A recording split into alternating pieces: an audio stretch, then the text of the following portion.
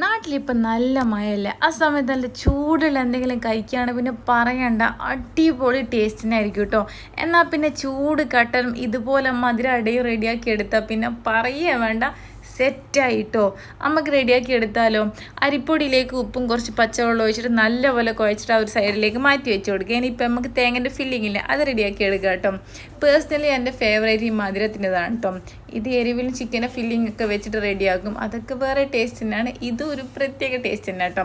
ഞാനിപ്പോൾ 2 ശർക്കര ആട്ടോ എടുത്തത്, അതൊന്ന് കുറച്ച് വെള്ളത്തിലൊന്ന് ഉരുക്കി എടുത്തിട്ടുണ്ട്. എന്നിട്ട് തേങ്ങ ഇട്ട് കൊടുക്കാം.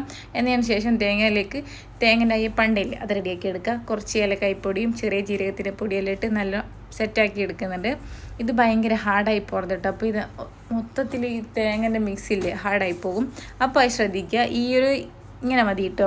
ഇനിയിപ്പോൾ നിങ്ങൾക്ക് വായൻ്റെ ഇല കിട്ടുകയാണെങ്കിൽ എന്തായാലും അതെന്നെ എടുത്തോട്ടോ. അതിന് ശേഷം നമ്മൾ നേരത്തെ അരിപ്പൊടിയില്ലേ അതിന് കുറച്ച് എടുത്തിട്ട് കുറച്ച് എണ്ണ തടവിയിട്ടാണ് പരത്തിയെടുക്കുന്നുണ്ട്. എന്നിട്ട് നമ്മൾ തേങ്ങൻ്റെ മിക്സില്ലേ അത് വെച്ച് കൊടുക്കുക, ഫോൾഡ് ചെയ്ത് കൊടുക്കാം. എന്നതിന് ശേഷം ഒരു 10-15 മിനിറ്റ് നമുക്ക് സ്റ്റീം ചെയ്തെടുക്കാം കേട്ടോ. അപ്പം നല്ല അടിപൊളിയായിട്ടുള്ള നല്ല ടേസ്റ്റി ആയിട്ടുള്ള ഇലയുടെ റെഡിയാണ് കേട്ടോ. വൈകുന്നേരം മഴയും ചൂടുള്ള കട്ടനും ഇതും സെറ്റാണ്, പൊളിക്കും കേട്ടോ. പിന്നെ വേറെ ഒന്നും വേണ്ട ആവശ്യം വരില്ല. അപ്പോൾ ട്രൈ ചെയ്ത് നോക്കുക.